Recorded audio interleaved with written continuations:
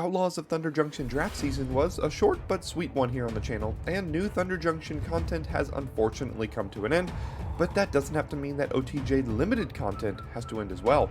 Over the course of this format, I ended up doing just 22 drafts, and I only managed to trophy in 2 of those drafts, while maintaining a 57% win percentage, both far below my average in the last couple years worth of sets. But hey, they can't all be winners, can they?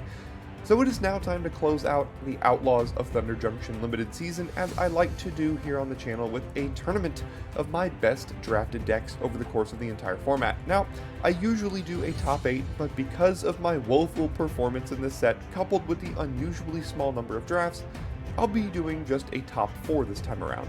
I've gathered my 2 trophy decks, as well as a couple of wild cards to battle it out in a single elimination best of 3 tournament, and after just 3 videos over the course of this next week, we will be able to crown what was my best drafted deck in Outlaws of Thunder Junction.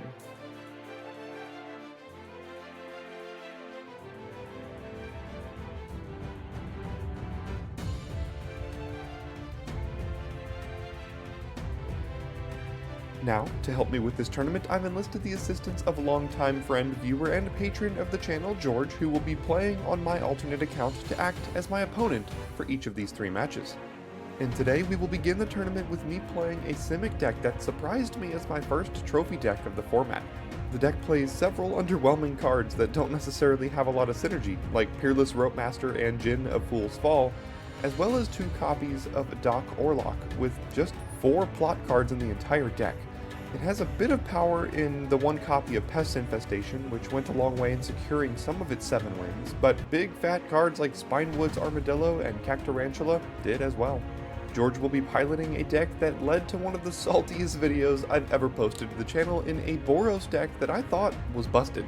And in fact, that draft left me so salty that I'm returning that deck to the end of season tournament here to give it one more shot.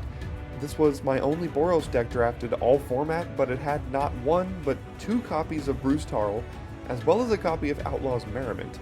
And if those 3 bombs weren't enough for you, it also ran 2 copies of Eartha Joe, a Forma Posse for the Eartha Joe synergies, and a Shepherd of the Clouds to buy all sorts of value creatures back.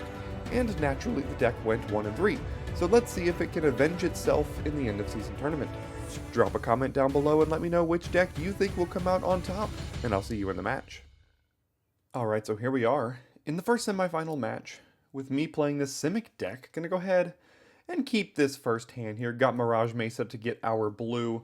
Looks like George did take a mulligan, unfortunately, but that is why we're playing best of 3, just to eliminate bad, mana screw feel bads and flood and all sorts of things like that. I'm also recording my face and audio here post-match commentary style, just so you know, in case that mattered to you or not. But we'll go ahead and drop the Mirage Mesa onto, with plans to play Canyon Crab onto, and dropping a Canyon Crab onto against a Boros deck is gonna be a pretty effective way to stonewall their aggression, especially with the trained Airings on 2 here. So we play Canyon Crab. Looks like gonna main phase the Holy Cow likely, so they can scry with the Airings in case the Holy Cow scry doesn't work out necessarily. Or I mean, if they bottomed the Holy Cow scry, then the trained Airings could also scry here, but it looks like they'll probably just double top. That is what George does. We can take the block. And we have the natural Kellen the Kid on turn 3, and a 3/3 flying lifelinker. Again, against an aggressive Boros deck is quite... I mean, Canyon Crab into Kellen the Kid, I can't imagine a worse matchup. or a worse start if you're the Boros deck than this one here, which is exactly what this Boros deck went through when it was playing on the ladder about a week ago or so. If you missed that one, there's a link in the description to go watch that video. It was a hoot and a half, I'll tell you that much.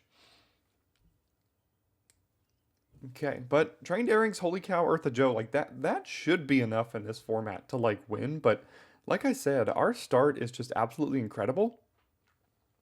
And you're going to see an interaction here that I'm not sure actually ever came up when I trophied with this Simic deck in the queues back a month or so ago, and that is the interaction between Kellen the Kid and plot cards here. So Kellen says whenever you cast a spell from anywhere other than your hand, you can cast a permanent spell with less than or equal to its mana cost without paying its mana cost.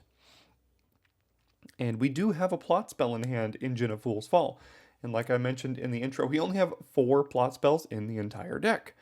Now, Make Your Own Luck does plot another card, but we're going to go ahead and plot this. And if Kellen survives, then next turn we get to cast a Djinn and a Possum for free, both for free, and then potentially play Make Your Own Luck, set up another turn the following turn, or stop cold or something.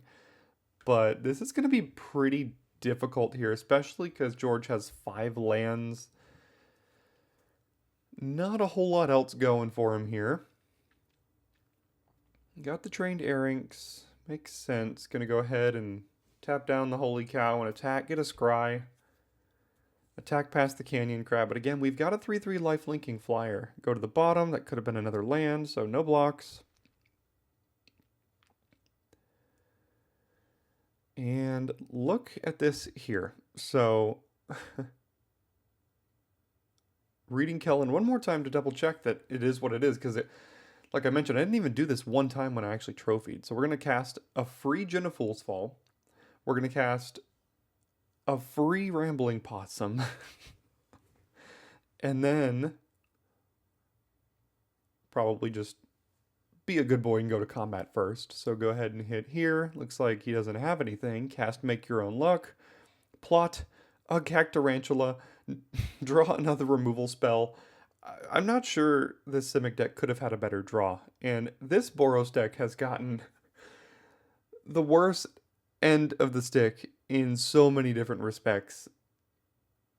Today, last week, like, this deck that I'm playing against here is good. Like, it's kind of crazy. So I'm playing against this Boros deck right now, and I do know that it does play a copy of Ride Down, which is what I'm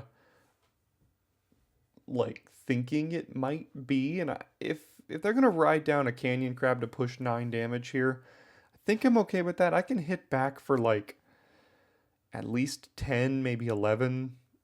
So let's see if it is Ride Down here. And it is, so we'll get hit for 9. And now we get to play Cactarantula. Kellen the Kid triggers again, play a free Peerless Rope Master, bounce their token into Oblivion.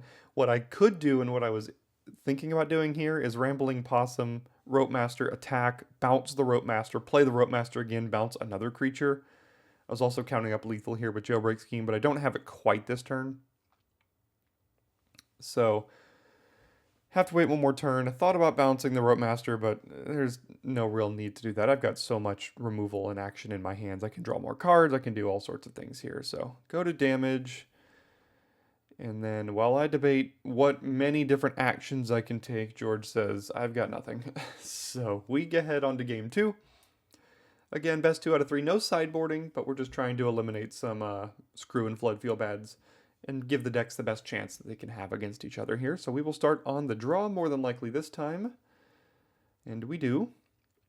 And we have no green, but the Conduit Pylons lets us play all these things slightly off curve. I think it's better than mulliganing here. Plus the Conduit Pylons lets us scry, or surveil, I guess. So we can surveil into a green as well. Red-white. What is the play? Plotting a highway robbery. And look at that. We top deck the forest. This should probably be pretty easy, I would think. Although, like I said, this Boros deck plays quite a few great cards here. Double Bruce Tarl. Shepherd of the Clouds. There's lots of good stuff it's got. Getting rid of a combat trick. Land drop. And Reckless Lackey. So if that's the best he's got, it's probably not going to go particularly well. May have had a bunch of the 4 and 5s and 6s in the hand or something. Constrained by a single red, who knows. Okay, there's the other mountain. And there's the Bruce Tarl. So it triggers, and it triggers on a Wolverine. Does not get the Ox. Probably would have been better for him if he got the Ox here. Just double checking what the trigger is here. So we'll play a land, and I think we'll play the Beaver, get a Tumbleweed Rising for 4. We can still actually crew or saddle up the Burrow Fiend, potentially attack if we mill a creature. Actually, I don't even think we need to mill a creature. I think there's a creature in the yard already. Can't remember for sure. Also just making sure this doesn't have double strike or anything.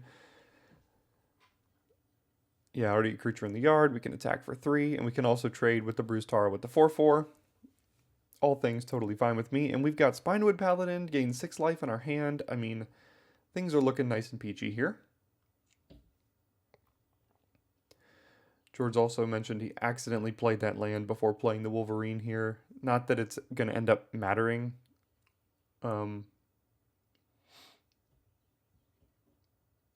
Yeah, it wouldn't have mattered what he did there, because if he hit the land, then it would have been nice. But okay, Thunder Salvo, Wolverine, Bruce Tarl trying to get another trigger to see if he can get the Ox. Still can't get the Ox, unfortunately. So we'll trade off.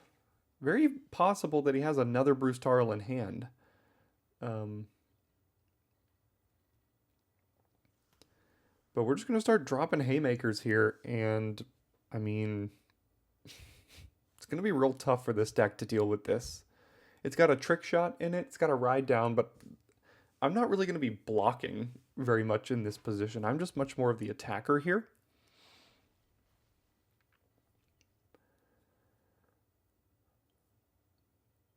More than likely just dropping a Stagecoach Security. Yeah, that's what it looks like, considering it is basically a free card. They do have to take 6 to do that, but rest of the hand might be okay. I thought I could cast this, but I don't have double green. The Conduit Pylons does require an extra mana, so I'm just going to go ahead and drop another Paladin here. Seems fine to me. Gain some more life, go up to 25. It trades with the security. All this is fine. There's the other Bruce Tarl. And just not getting lucky with the Ox and just flipping cards he can't cast. I think it's flipped all 4 and 5 drops so far, and maybe a Wolverine, I guess, too. So just a bunch of expensive cards he couldn't cast that same turn, unfortunately. So we get in here. Doesn't have great blocks. Play the Armadillo.